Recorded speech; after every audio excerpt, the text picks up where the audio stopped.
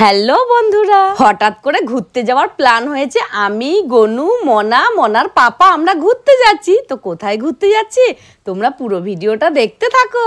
আমরা নেমে পড়েছি দীঘা স্টেশনে। তো এখন আমরা 4 দিন থাকবো, 4 দিন খুব মজা করব।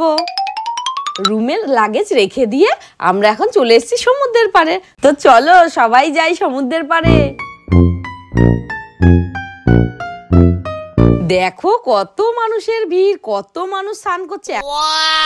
সন্ধেবেলা সমুদ্রের ধারে একটু লোকজন কম আছে। তো চলো আমরা তাও গিয়ে একটু বসি। বন্ধুরা, মনার ইচ্ছে পূরণ করার জন্যই দীঘায় আসা। মনা সমুদ্র খুব ভালোবাসে।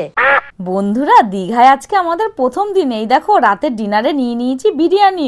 তো বিরিয়ানিটা রুমে গিয়ে খাবো। তো চলো তোমাদের সঙ্গে আবার কালকে দেখা হবে। দ্বিতীয় দিন সকাল সকাল বেরিয়ে পড়েছি দীঘা মোহনার উদ্দেশ্যে। এই দেখো গনুসোনা আমার কোলে, আর মনা পাশে আছে, আর মনার বাবাও আছে।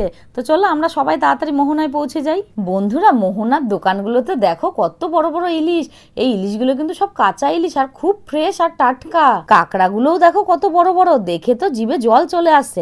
তোমরা ভাবছো আমি এত মাছ থাকা সত্ত্বেও কেন এই শুধু ইলিশ আর কাঁকড়ার কথা বলছি, কারণ আজকে আমি ভেবেই এসেছি যে ইলিশ আর কাঁকড়া নেব, আর এখানে রান্না বান্না করেই খাবো। ইলিশ মাছ আর কাঁকড়া এখানে একটা স্টলে রান্না করতে দিয়ে দিয়েছি। তো যতক্ষণ রান্না হচ্ছে হোক, আমরা ততক্ষণ কটা শর্ট ভিডিও করে নিচ্ছি। আর গনুমনা দেখো সমুদ্রের বিচে কত খেলা করছে। ওদেরকে আমি ধরতেই পাচ্ছি না, ছুটে চলে যাচ্ছে। গনুসোনা দেখো, ওই দেখো দিদি আর ভাই কত খেলা করছে, কত মজা করেছে ওরা। মোহনার বিচে ঘোড়ার দেখা মিলতেই মনার বায়না, মা ঘোড়ায় চাপবো। তো আমি বললাম ঠিক আছে চেপে নাও। এই দেখো মোহনায় ঘোড়া চেপে কি খুশি। আর গনুসোনাকে উঠতে বললাম, গনুসোনা তো উঠতে পারলো না ভয়ে। বন্ধুরা, এই ফেব্রুয়ারি মাসে এই দীঘায় মোহনার ঢেউটা কিন্তু একটু কম। তো দেখো আমরা সমুদ্রে অনেকক্ষণ থেকেছি, খুব মজা করেছি। দেখো, আর গনুসোনা ওর পাপার কোলে আছে। সমুদ্রের পাড়ে তাও আবার ইলিশ মাছ, এই খাওয়ার মজাটাই আলাদা। আর কাঁকড়াটাও আছে পাশে। তো দেখো জমিয়ে খাচ্ছি। বন্ধুরা, এখন চলে এসেছি দীঘার মোহনায়, সেই ভাইরাল জায়গায়। তো এখন অনেক ছবি তুললাম, অনেক ভিডিও করলাম। তো এখন চলো এখন রুমের দিকে রওনা দিচ্ছি। আজকে সকালে এসেছি, এখন দুপুর পর্যন্ত ঘোরা হয়ে গেল, এখানে খাওয়া দাওয়া হয়ে গেল। এরপর এখন রুমে যাবো, তারপর আবার গনুকে ঘুম পাড়িয়ে দিয়ে আবার যাবো বিচে যাবো। তারপর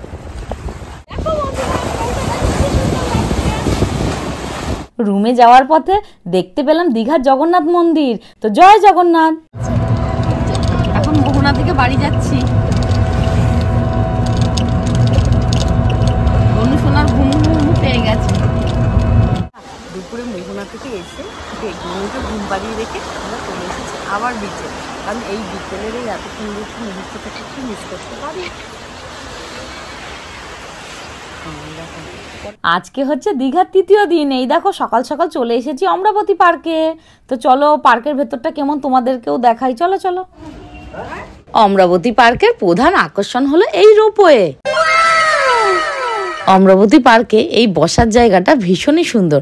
এখান থেকে পুরো পার্কটাই দেখা যাচ্ছে। পার্ক তো আমাদের পুরো ঘোরা হয়ে গেল, এখন আমরা যাচ্ছি রোপওয়েতে চড়তে। প্রথমবার রোপওয়েতে চাপলাম, আমার মনাগনও খুবই খুশি, তার সাথে আমিও খুব খুশি। পার্ক ঘোরা শেষ, এখন আমরা যাচ্ছি রুমের দিকে। সন্ধ্যেবেলায় চলে এসেছি দীঘার বিচ মার্কেটে। এত খেলনা দেখে গনুসোনা যে কোন খেলনাটা নেবে ভেবেই পাচ্ছে না। আমি বিচে বসে সন্ধ্যেবেলায় খাচ্ছি কফি, আর মনাগনু খাচ্ছে ম্যাঙ্গো জুস। আজকে আমাদের বাড়ি ফেরার দিন। তো সকাল সকাল চলে এসেছি দীঘার বিচে। মনাগনু এই সমুদ্রের বিচে এই গাড়ি চাপার জন্য খুব বায়না করছিল, তো ওদেরকে চাপিয়ে দিলাম।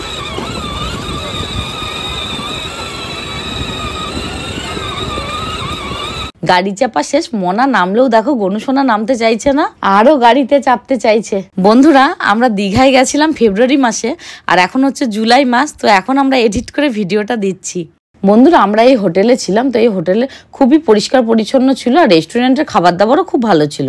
গনু দীঘার থেকে কিছুতেই যেতে চাইছে না, আরো বিচে থাকতে চাইছে। আমরা কলকাতায় ফেরার ট্রেনে উঠে পড়েছি, আর আমাদের দেখো সিটগুলো জানলার পাশেই পড়েছে।